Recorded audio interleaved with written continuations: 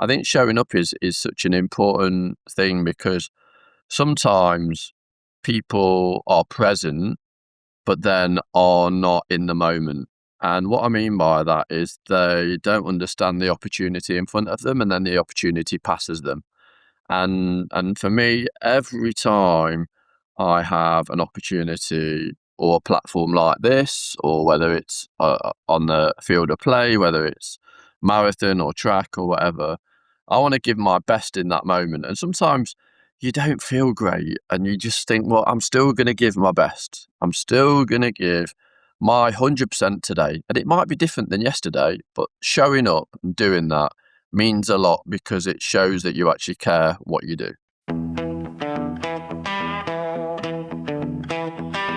Well, welcome everybody back to the Sean Trace Show. I have an awesome guest with me today. And would you like to tell people who you are and a little bit about what you do? My name's Richard Whitehead. I'm a double leg amputee, Paralympic gold medalist, marathon world record holder. In the UK, I've got my own foundation, the Richard Whitehead Foundation. I do a lot of work for disability advocacy all over the world. I'm an equality, diversity and inclusion ambassador for different brands, such as Bupa and Nissan. I also have a vast amount of experience within coaching and teaching, sport, and also I've been fortunate enough to travel all over the world with my marathon journey. And yeah, I utilize the power of sport to be able to enrich as many people as possible. And I always think that if you believe, you can achieve anything in life. I love that. I love that because, I've seen it. I've seen it with so many people. And where I saw it was for many years, I was a children's teacher. I taught kids in school. And, it's interesting to see because we think about these things with adults, but you see it with kids all the time where you have a task that seems absolutely insurmountable, but like kids will go out and be like, oh, if there's someone that's supportive there and like, I believe you can do it, you can do it. And the kids are like, all right. And they try it. But when we become adults, we kind of block ourselves out at times, Yeah, And so yeah, for sure. it's inspiring. How do you think that we can tune back into that? Sorry, a little bit of lag there. Yeah, no, I think for me it's children and young people have with that vulnerability are always willing to go into that space and try and achieve new things and try new activities, and they're not really scared of that vulnerability or the fear factor. And I think as you get older, you put those barriers and obstacles in front of yourself.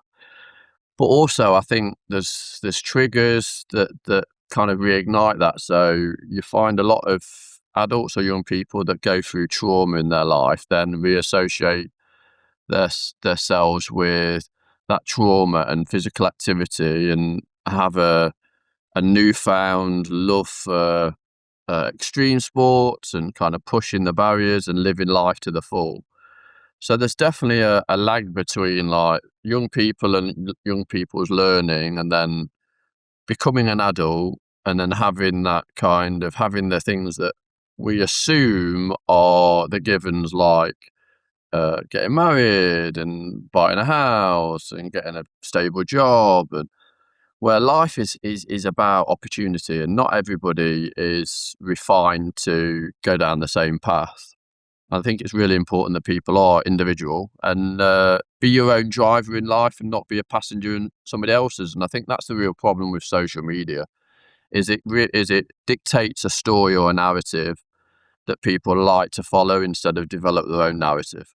I love that. You're the driver in your life instead of a passenger in someone else's. That is probably one of the best things I've heard of late. And I love it because it illustrates so many things that I've seen in life. One of the things is my wife is a famous singer and we live in Southeast Asia, and that's neither here nor there, but we have a daughter who's grown up in the spotlight, and she's got my height and she is a tall girl.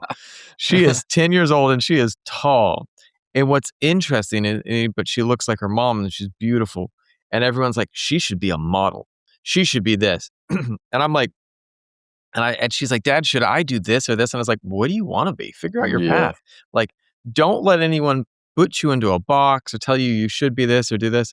try as many things and figure out what you love. I remember my mom, bless her heart, one summer was like desperate to find out something that I was good at sport wise. And so she signed us up for all of these sports.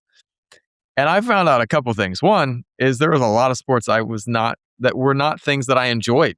And like I was like, I am not a tennis fan. Golf, not my cup of tea, but martial arts, man, I love them.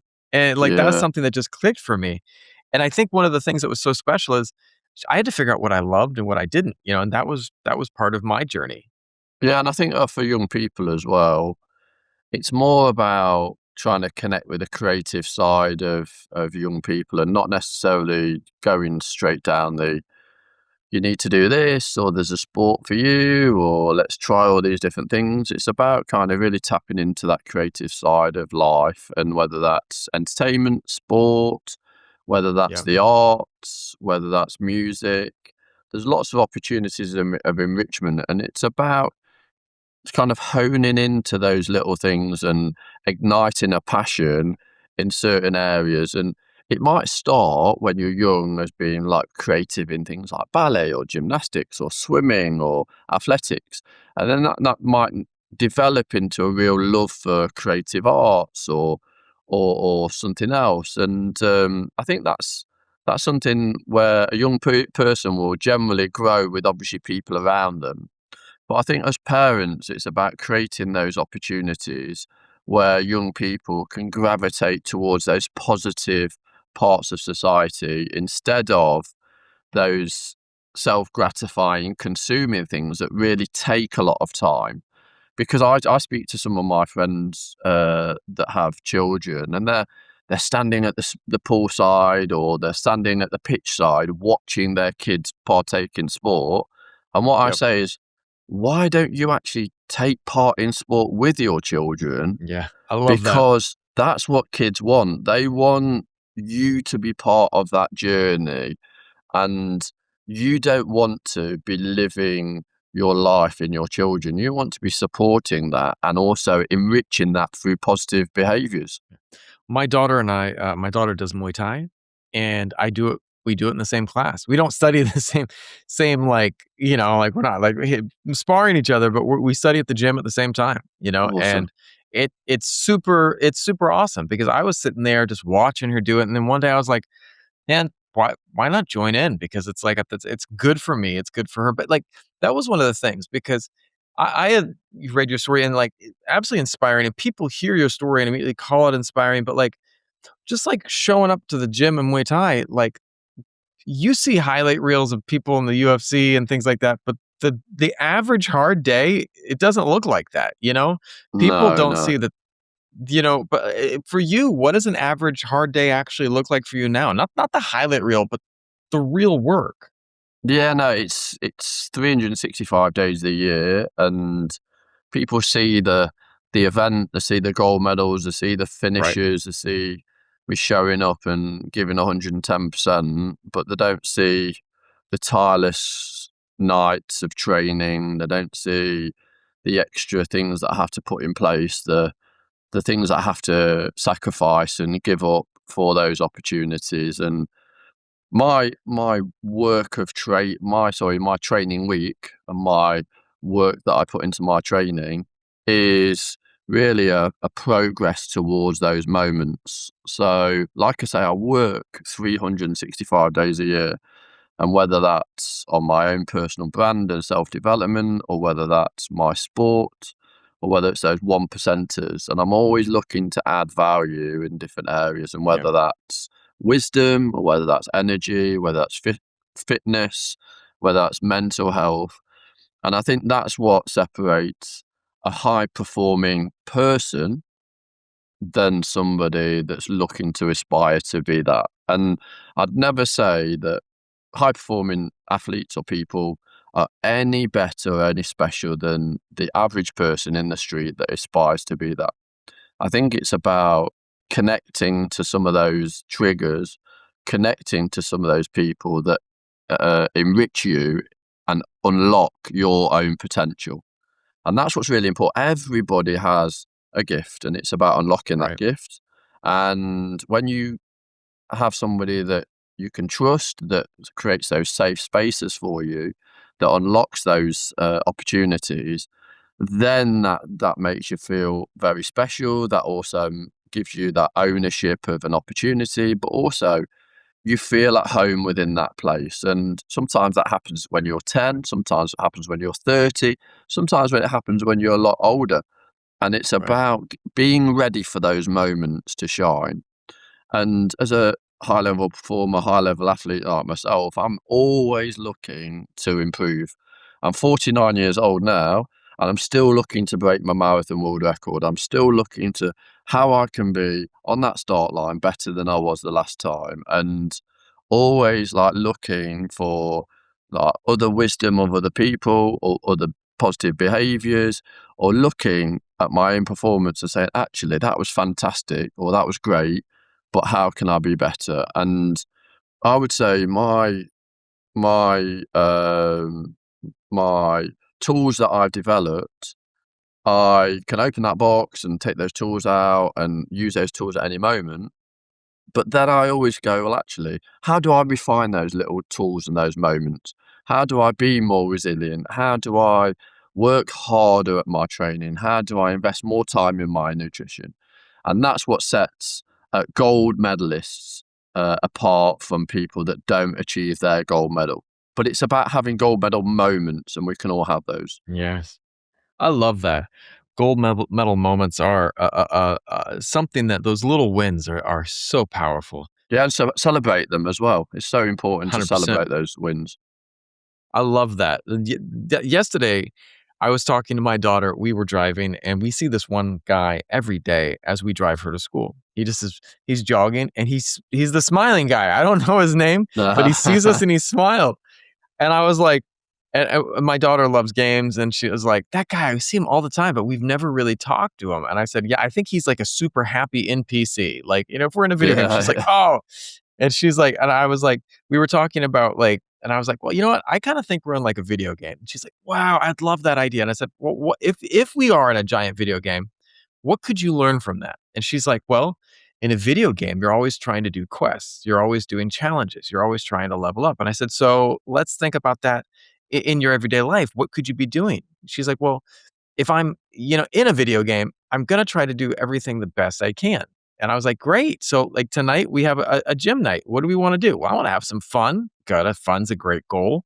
And I want to get out there and train well and have this little like level of winning. And I was like, "Well," she's like, "What does that look like?" I asked her what it looks like, and she was like, and I was told her, and she's like, "Well, maybe I do this and this." I said, "Maybe just showing up is the win." And she's like, yeah, "Maybe getting in here is the win." yeah, for sure. And for some people, that's really tough. Just actually committing to that opportunity. And I think showing up for some people is just turn up and be part of a community that is growing. And then for other Yeah. people, it's about how you show up as well. So, when you show up, are you committed to the process? When you turn up, do you have the right behaviors? When you show up, do you embrace the community? When you show up, do you improve every time? And I think showing up is such an important thing, because sometimes people are present but then are not in the moment. And what I mean by that is they don't understand the opportunity in front of them, and then the opportunity passes them. And for me, every time I have an opportunity or a platform like this, or whether it's on the field of play, whether it's marathon or track or whatever, I want to give my best in that moment. And sometimes you don't feel great, and you just think, well, I'm still going to give my best. I'm still going to give my 100% today. And it might be different than yesterday, but showing up and doing that means a lot, because it shows that you actually care what you do. I love it. And that care is so important. And I wanted to ask you this question because, you know, you you dealt with a lot of challenges. And an adversity was something that happened wasn't something that happened later. But how did dealing with this adversity and the mix in with helping you learn how to show up every day?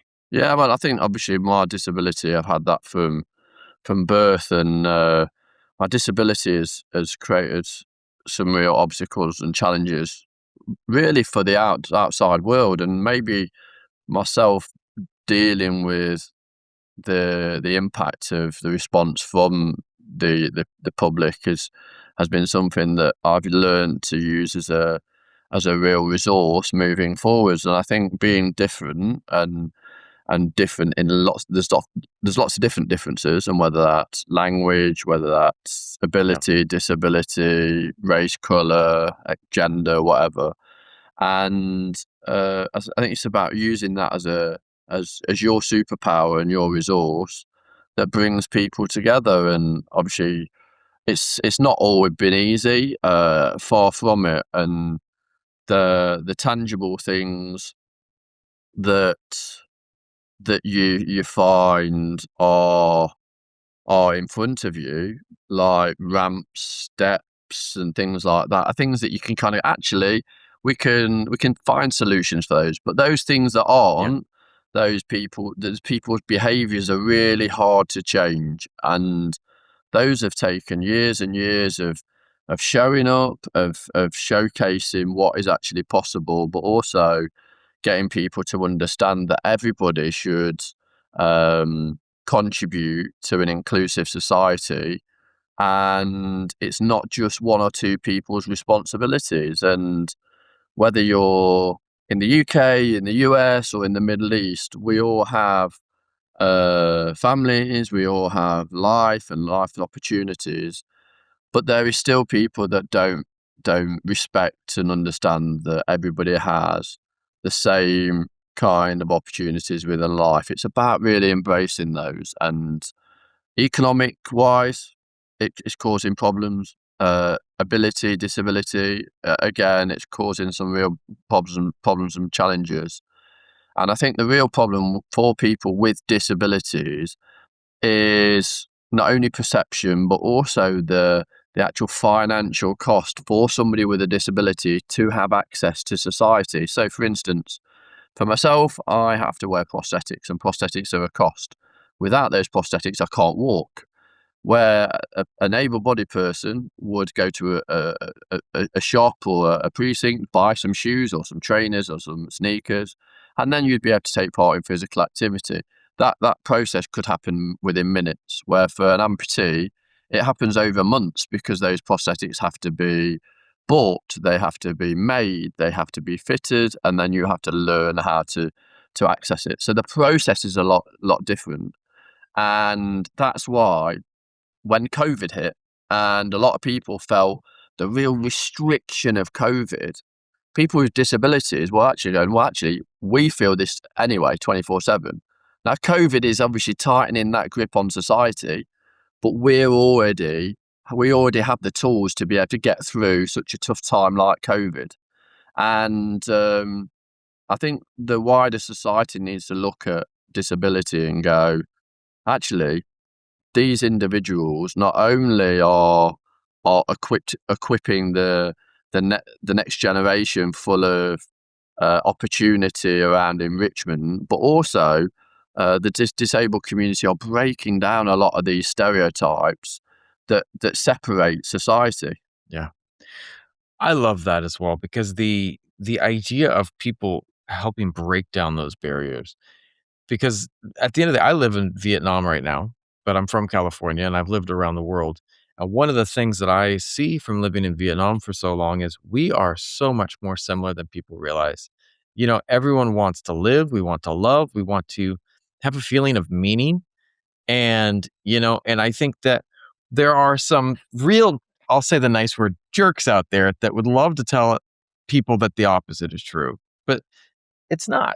I mean, people really want to find a way to come together, but like, we have to be speaking up, and we need people that are, just because you have not had the experience of some other person doesn't mean that their experience is not valid. It doesn't mean that your experience is not valid, but you got to have space to be willing to slow down and ask what it's like for them, to put yourself in their shoes at times. Yeah, for sure, and also an opportunity of growth as well, and self-growth.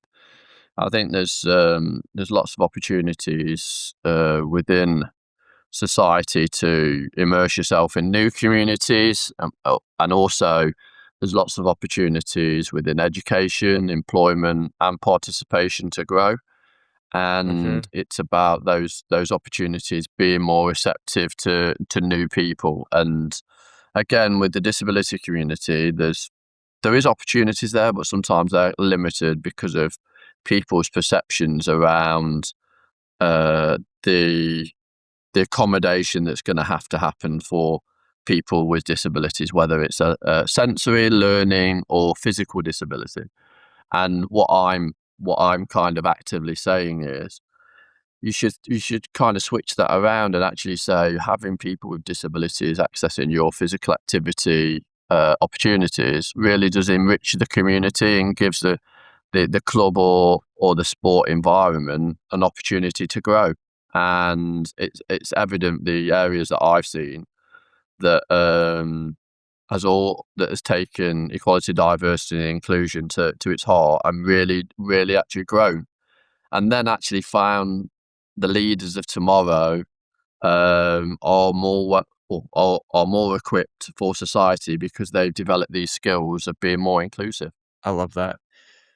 It makes the world a much, richer place too, and it's For interesting sure. because I wanted to ask you about this because, your experience is so interesting to me, and I want to learn because, man, I, I'm gonna be a little embarrassed by this.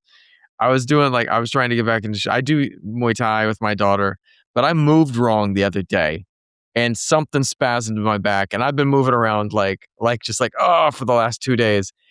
And here I was prepping and reading about your bio, and it was like, you've run over 100 marathons, and you like extreme challenges, like 40 marathons in 40 days, and I'm just like, Yeah. my back," but, and it's like the other day, getting my daughter to school was painful, and but Yeah. like that, I had to step up. There was no, my daughter needed to get to school. There was no one else to take her that morning. And you just have my body's screaming at me. And I'm like, not right now. But, Yeah, yeah. when your body is screaming at you to stop, what is the conversation happening in your head like at those moments? Because I can't imagine like marathon number 39 or something in 39 days. What's going through your head at that moment, Yeah. man? It's just I think, yeah, marathon's 26 miles, and when you've done so many of them, it's that you're normalising the actual physical activity that you're going through. Even now, say last year I did 20, and 14 of them were under 3 hours, and obviously running at a high level, I feel that it's a marathon's something that I'm very competent at doing. I won't say normalising it because it's 26 miles to run. It's still a long way to run for anybody.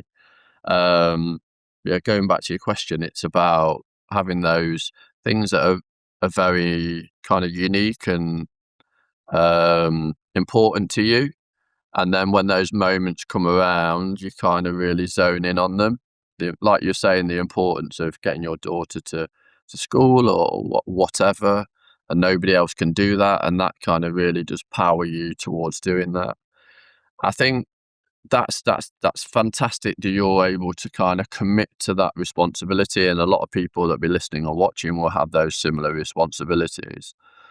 But the main thing I always talk to people is about when you get to those moments, it's good that you've got that resilience to be able to kind of really dial in and kind of go, actually, I need to do this at the moment. It's going to be painful. It's going to be kind of time consuming or whatever. It's not. It's going to be uncomfortable.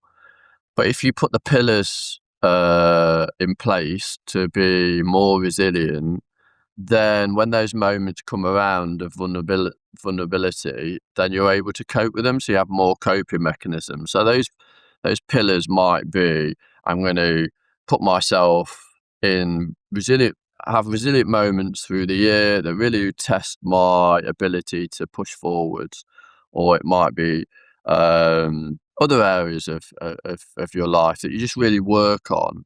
And then when these moments come around, it doesn't feel as tough. It'll still feel uncomfortable, but it'll be more this is my responsibility instead of, oh, this is really tough. And yeah, physically, um, I can train really hard. I can put myself in those uncomfortable positions to run 26 miles. But then every 26 miles is different. It might be hilly, it might be wet, it might be an early race. I might not feel very well. I might be Hmm. carrying an injury, etc.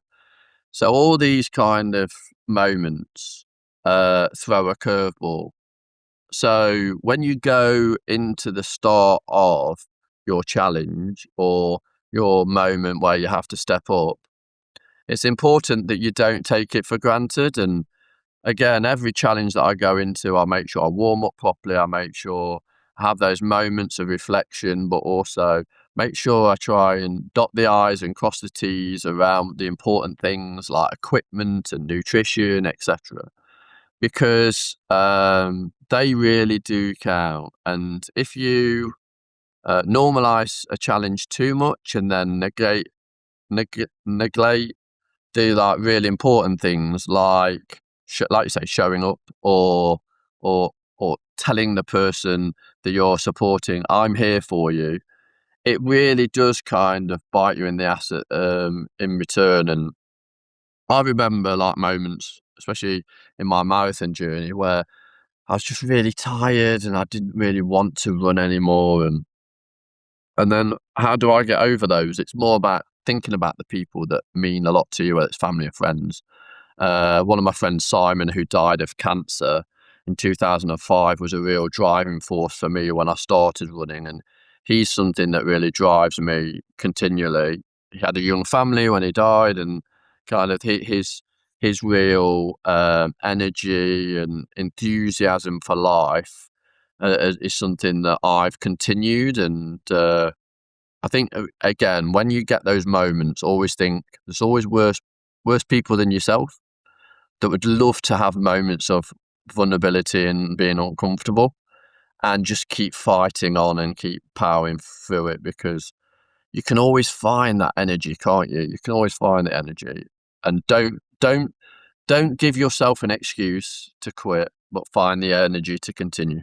I once read this quote that within each of us there is an was it um a never-ending well of energy that you simply have to find and tap into. But the real quest is figuring out how to tap into it, how to find it, and how to cultivate it, because Yeah. it's something that needs to be cultivated as well. Whether that means rest, whether that means having your balance that comes into all your things. But, you know, when you are able to tap into that source, that well of energy that bubbles up in all of us, like that's the place that to me, I think that anything is possible. There is Yeah, for sure. within each of us, like with kids, I'd see it as a teacher. Within each of those children, there's a future Bach or doctor or Mozart or whatever it might be. Mm, It is simply about finding how to tap into that anything is possible energy. And like you've mm, tested the phrase anything is possible in the most literal way, mm. Yeah, and I after continually everything, do. And I think, right? yeah, and I think when you're younger, you've got all the energy and you've got no mechanism to be able to um, control that. It's kind of a very much energy in lots of different areas, and then you kind of, when you're young, you expend all that energy and then you fall asleep because you're that exhausted. Well, when you're younger, you kind of go, well, oh, it's an excuse. Well, I've got to use this energy in this area and this area because I've only got so much. And I'm like, I've got to make sure that not only do I do this, but also do that as well. And I think that carefree enthusiasm that young people have is something that as adults we can really tap back into. And that's the reason why running is such a great platform for people, because it's a showcase. It's a real opportunity for people to raise their hands and say, look, I've trained hard and I've worked hard for this moment, support me. And it's it's the most inclusive event that I've been involved with. I feel totally at home on the road because of how I've been treated. And I think there's still areas to improve. There's still barriers to be broken down and walls to be climbed, but I think we're going in the right direction. But we need to tap into that believe that anything's possible and stop putting restrictions on young people, because young people are the leaders of tomorrow, and these leaders need supporting, mentoring, but also really kind of pushing so that they can be the astronauts, the philosophers of the future, and be as creative as they want to be in the areas that they feel they can be. I had my daughter, we have a YouTube channel we do together, and we do all of these fun adventures. Like, we do imagine that we're traveling to space and stuff like that. And we I had this guy named Kevin J. De Bruin on, and he was a engineer, former rocket scientist for NASA. And after my daughter met him and he talked to us about what it takes to make your own rocket, she looked at me and she says, "He's like us." I said, "Yeah, he's normal. He's a normal human like being who achieved something great because he worked hard. He put in the energy, and he sat there and said, 'I have this goal and I want to achieve that.'" And she looked at me and she's like, "Could I be a rocket scientist?" I was like, "Sure." "Could I be an astronaut?" "Why not?" Yeah, But it no, takes that ability to sometimes we have this, I have a dream that I still am trying to figure out how to work. And you're going to tell me once I say this, like, you're going to be like, just do it, man. Just get out there and train. But I would love to run a triathlon, to do a triathlon someday. I love swimming. I love running. I love biking. But putting the pieces together, I've always been intimidated, and it's like, but mm, yet you just got to start somewhere. You got to show up. yeah. And the first step's always the hardest.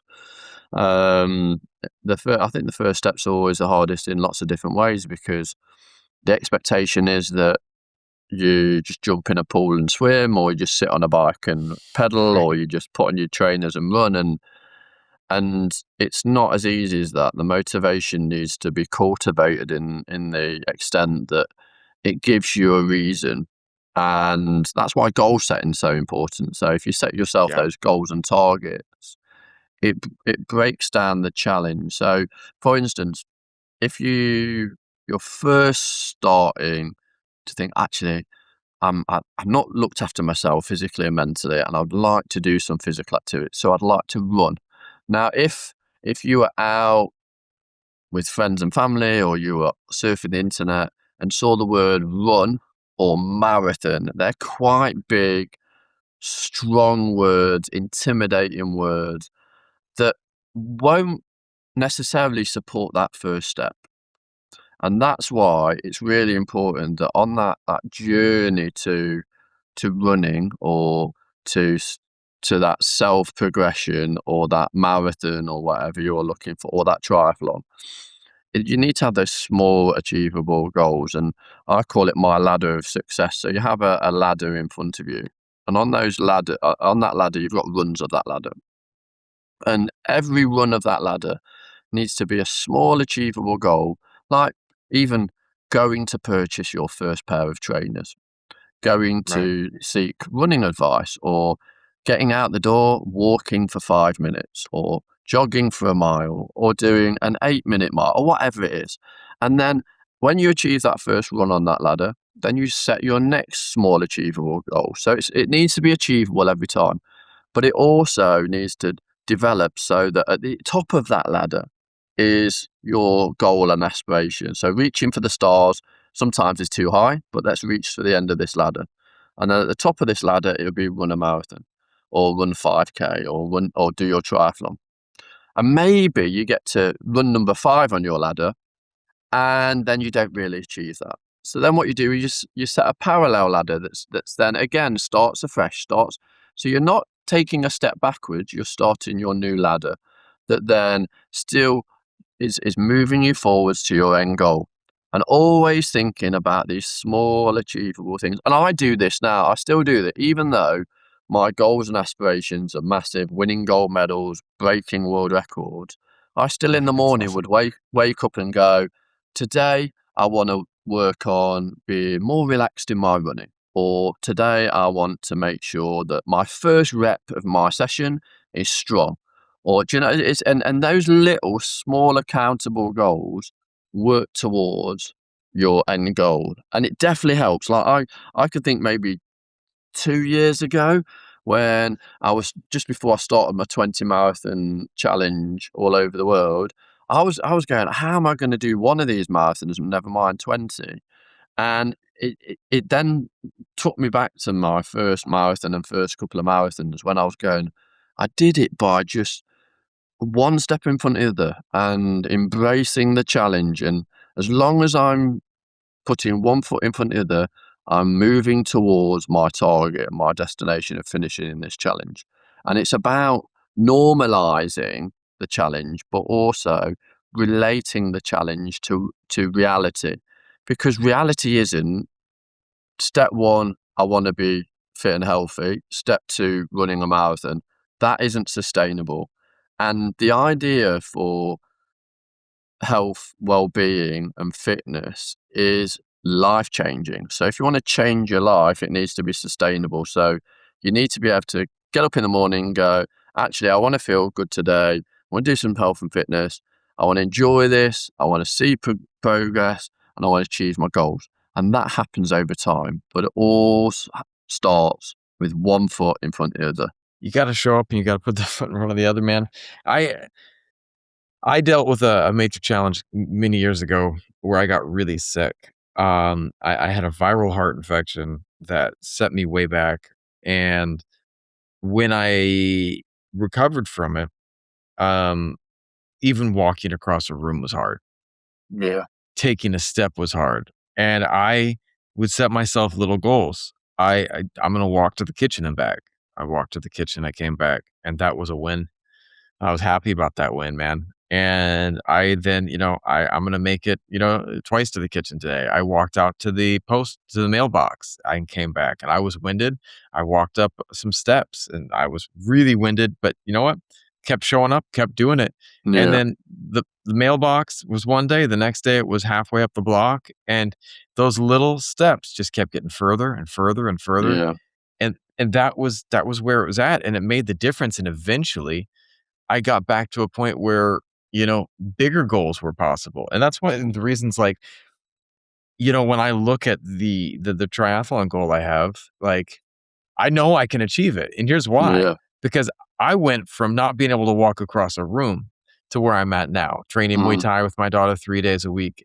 And if I can get here, getting from here to there is much less of a jump than getting to where I'm at right now, For sure. And I think one of the things that we aren't great at as human beings is celebrating those small wins, but also when we paint a picture of ourselves, we sometimes paint that picture as like a dark, like meaningless picture, instead of this opportunist picture with the sky bright and the fields vast, full of opportunities.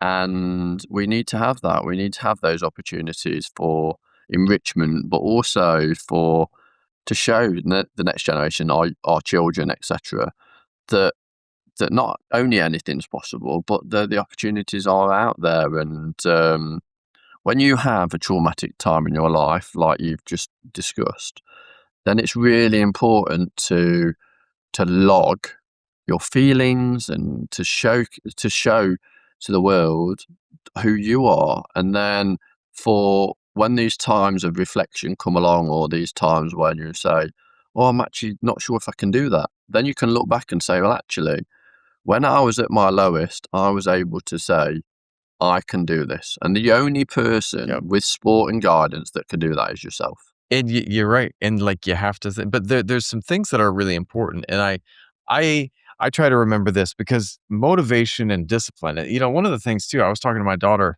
about, we have to have three things to accomplish anything. You have to have your goals, which are really important, and have your goals and dreams. You have to have your values. And values here, I mean, like, why you want to do something. Why do you want to run that triathlon? Why do you want to do these things?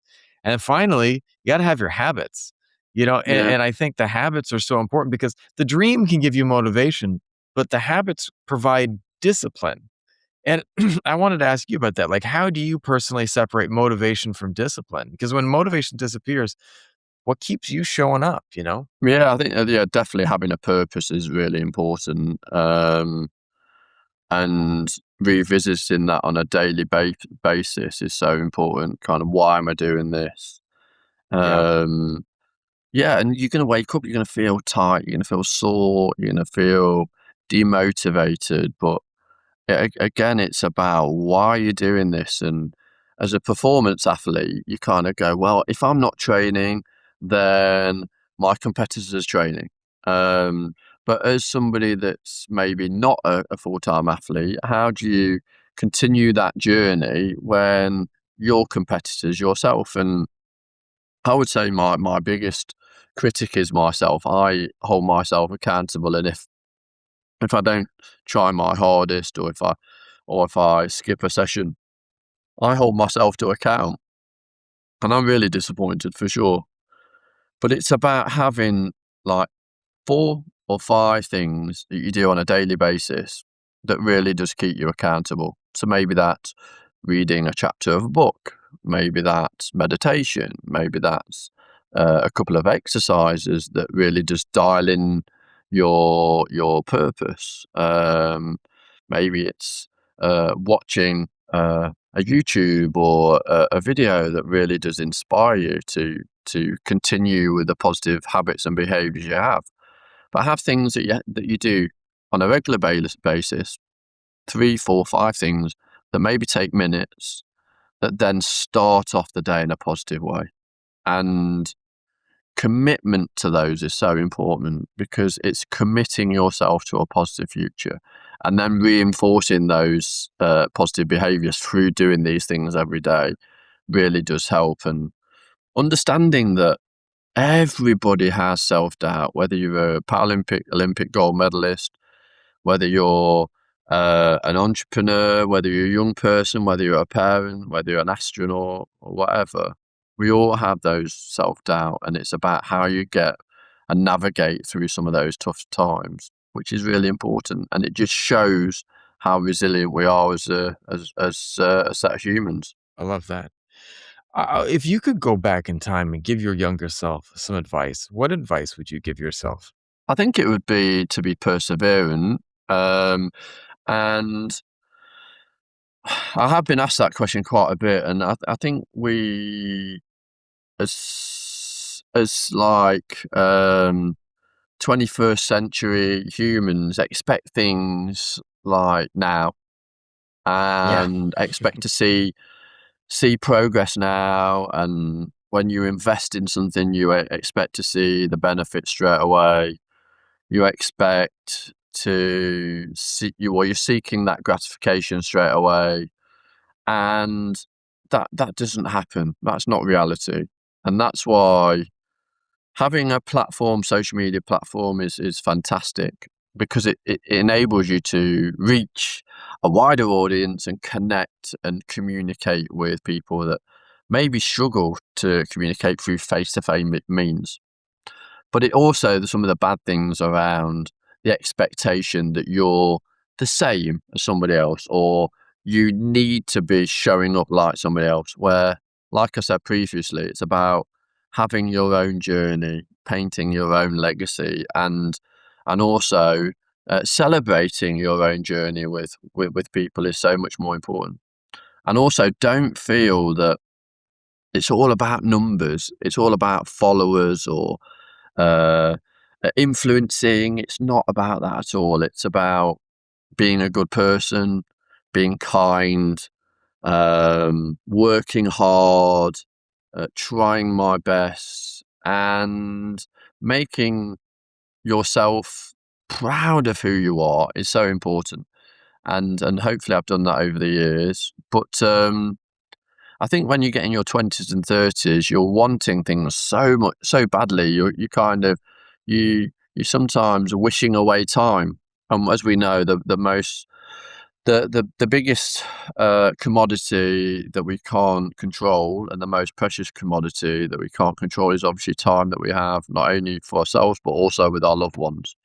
And hold that precious. Yeah, definitely hold it precious. I have a financial podcast It's called the Growing Money with Sean Trey's podcast. And it's interesting. I speak with all these financial advisors. And every time they say they talk to their clients that are retiring and moving on, and people don't say, I wish I had saved this. People say, I wish I had spent more time with the people I cared about. I wish I had have focused on what Yeah. was really important to me. And because, Exactly, you know, and I think you can always have you can always have more stuff, but you can't yeah, gain more time, and no, it's so important. And I, d- yeah, I speak to people around kind of the achievements that I've had, and would I wish that I had them earlier in my career? Because obviously I was Paralympic gold medalist my first time when I was obviously later in my career in my 30s. But I think up to that point, I'd gone through a real kind of journey of um, kind of really finding who I was. So and also reflecting on what it's like to be a person with my disability and from the community I'm from. And then having the opportunity to shine as well, and hopefully using that platform to engage with people and showcase that these opportunities can be for everybody. And yeah, I'm not somebody that looks back and says, "I wish I'd done it earlier." I'm just making use of the opportunity that I've got now. And like I say, I'm in my 40s, and people have been saying, "When are you going to retire?" for the last 20 years, and I just say that I'll never retire. I love working hard. It's definitely not about monetarization.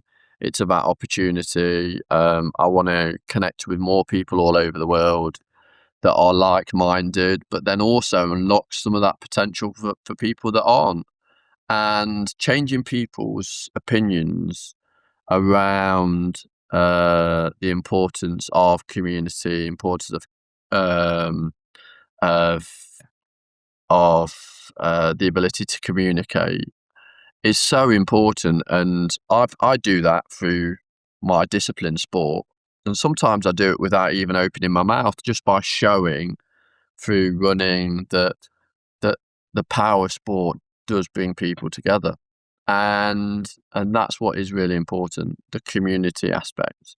And when you get too engrossed into financials and money, and I've got this and I've got 20 properties and blah blah blah blah, it's yeah, that's so those self-gratifying moments are really about you, and that definitely disappears really quickly when you're talking about community, because it's about us, and bringing people together is so much more important than having all the riches of the world. And you get to know that. I think obviously you get to know that when you become a family man, but also when you understand that time is so precious and it can be taken away from you. yeah, so true. Where can people go to find out more about you and the work you do? Yeah, so I've got a foundation called the Richard Whitehead Foundation that's based in the UK, but also obviously myself, Richard Whitehead, on Instagram, which is the best place to look. Obviously, my website, which is got loads of information about the kind of humanitarian work that I do all over the world, the races that I do, which again, richardwhiteheadmbe.com. And it's about just kind of educating the wider world that together we are better. And I do like this monthly newsletter, which I've really found enriching. One, for myself, because I'm able to put everything down on a monthly newsletter, but also then for other people to see the vast amount of work that is possible, from community work to international work to running marathons to going to schools. And those kind of things are the things that I like to give back as well.